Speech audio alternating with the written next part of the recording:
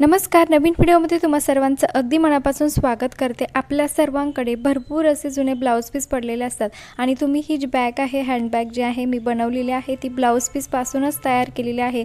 ते पण अगदी सोप्या पद्धतीने. शिलाई मशीनची देखील आपल्याला या ठिकाणी गरज नाही आहे आणि ब्लाऊज पीसला कुठेही कट करण्याची देखील गरज नाही आहे. आणि दिसायला बघा अतिशय सुंदर ही जी हँड पर्स आहे ती मी या ठिकाणी तयार केलेली आहे फक्त एका ब्लाऊज पीसपासून. तर तुम्हालाही अशी बॅग जर बनवायची असेल तर व्हिडिओला शेवटपर्यंत बघा. आवडल्यास मित्रपरिवारात शेअर करायला विसरू नका.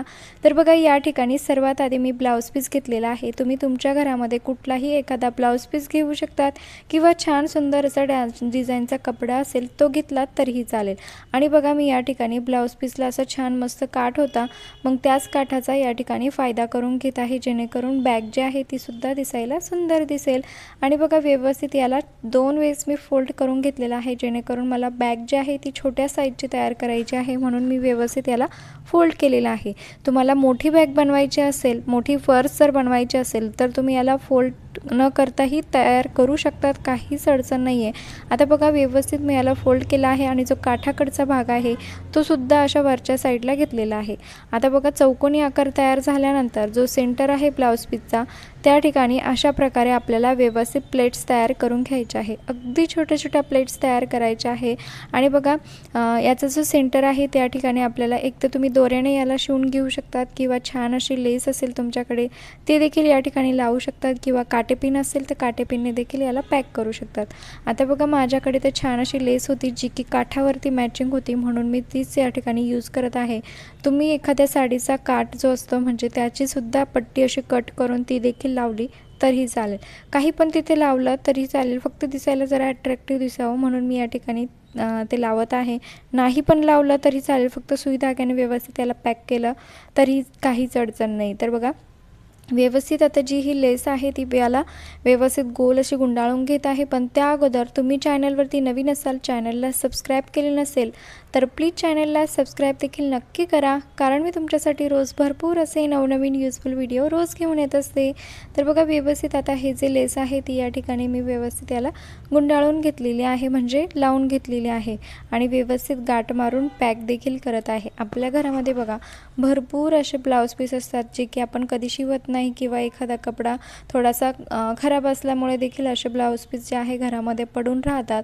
तर त्या ब्लाऊज पीसचा असा वापर एकदा नक्की करून बघा. आता बघा याला व्यवस्थित समोरील जी बाजू होती त्या दुसऱ्या बाजूवरती अशी ठेवायची आहे आणि सर्व ज्या दोघं जे टोकं आहे ते एकसारखे यायला हवे या पद्धतीने तुम्हाला हे व्यवस्थित सेट करून घ्यायचं आहे हाताच्या मदतीने, म्हणजे कुठलाही कोपरा वर खाली होणार नाही. यासाठी व्यवस्थित दोघं बाजू ज्या आहे त्या अशा एकावर एकच आल्या पाहिजे.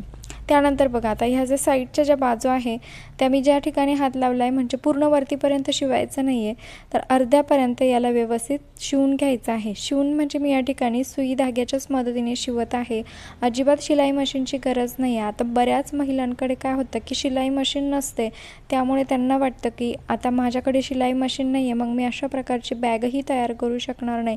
तर त्यासाठीच मी हे व्यवस्थित तुम्हाला सांगत आहे की जरी आपल्याकडे शिलाई मशीन नसेल तरीही आपण अशा छान छान सुंदर अशा बॅग ज्या आहे घरच्या घरी तयार करू शकतो.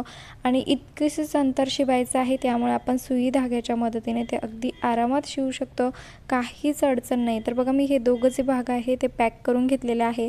आता पुढचं जे आहे व्यवस्थित बघा जेणेकरून तुम्हाला ते व्यवस्थित समजेल. बघा ही साईड आणि ही साईड दोघं पॅक झाल्यानंतर आता खालची जी साईड आहे ती अशा पद्धतीने घ्यायची आहे आणि बघा अशा पद्धतीने व्यवस्थित ठेवायची आहे. ही प्रोसेस तुम्हाला चुकवायची नाही आहे, नाहीतर बॅगचा जो शेप आहे तो सुद्धा व्यवस्थित येणार नाही. आता खालची जी बाजू आहे ती आपल्याला या ठिकाणी सुई धाग्याच्या मदतीने शिवून घ्यायची आहे व्यवस्थित हळूवारपणे. आता मी या ठिकाणी शिवताना स्किप यासाठीच करत आहे की जास्त व्हिडिओ मोठा होऊ नये, यासाठी मी तुम्हाला फक्त हे व्यवस्थित कसं शिवायचं आहे व्यवस्थित सांगत आहे.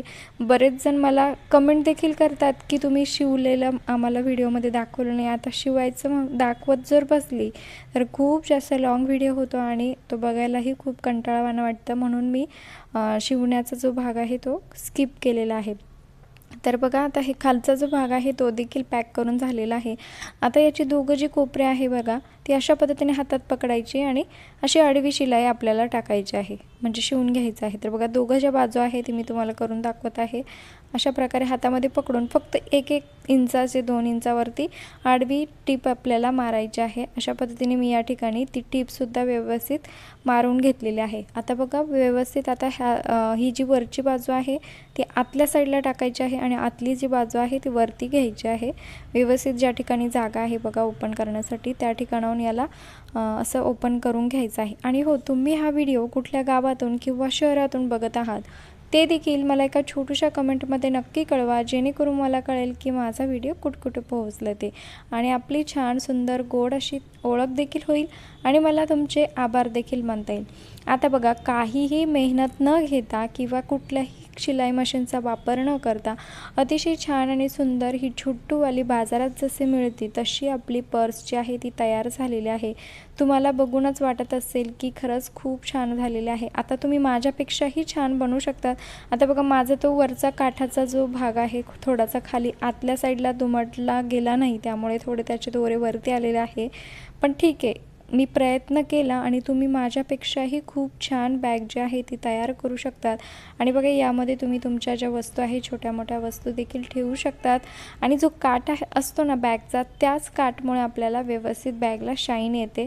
आणि बघा, यामध्ये मी तुम्हाला काही वस्तू देखील ठेवून दाखवत आहे, जेणेकरून तुम्हाला समजेल की यामध्ये आपण वस्तू देखील आरामात ठेवू शकतो। आणि बघा, वरती जी लेस लावली होती हँडलच्या ठिकाणी पकडण्यासाठी, तो देखील भाग बघा खूप सुंदर दिसतोय आणि पकडायला देखील खूप छान वाटते।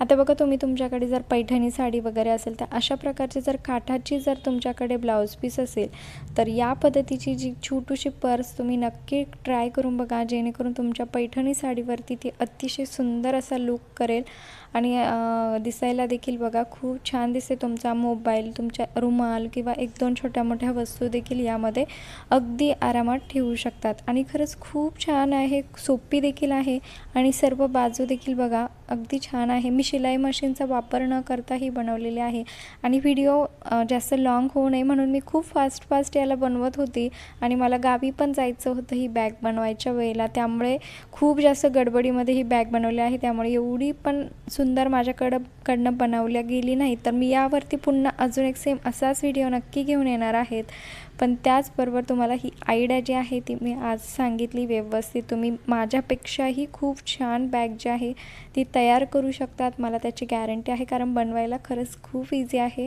शिलाई मशीनची देखील गरज नाही आहे किंवा एक्स्ट्राचं सामानसुद्धा आपल्याला खरेदी करण्याची गरज नाही। आणि हो, तुम्हाला हा व्हिडिओ किंवा ही बॅग थोडी जरी आवडली असेल तर प्लीज एक छोटूसा लाईक नक्की करा, कारण तुमच्या एका लाईकमुळे खूप जास्त मोटिवेशन मिळत असतं आणि असेच नवनवीन व्हिडिओ बघण्यासाठी चॅनलला सबस्क्राईब देखील नक्की करा। बाय।